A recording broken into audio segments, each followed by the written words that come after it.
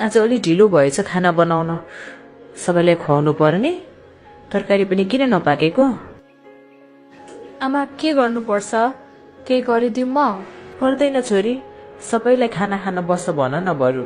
आलुको भुजिया अलिकति बनाऊ भनेको त बनाएनौ। भोलि बनाइदिन्छु नि है। आमाले यति गर्नुहुन्छ, त्यही पनि कसै न कसैले केही भनिहाल्छ। आमा तपाईँ हामीसँग कहिले किन खाना खानुहुन्न? तिमीहरूले खायो, अब म खाइहाल्छु नि। तपाईँले खाना पछि खाएको देख्दाखेरि धेरै नराम्रो लाग्छ। चिन्ता लिनु पर्दैन, बानी भइसक्यो मेरो त।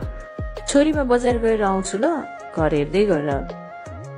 हुन्छ आमा, गएर आउनुहोस् न, म घरमै हुन्छु। खाना त पकाए, आमालाई मन त पर्छ होला नि, खुसी हुनुहुन्छ होला।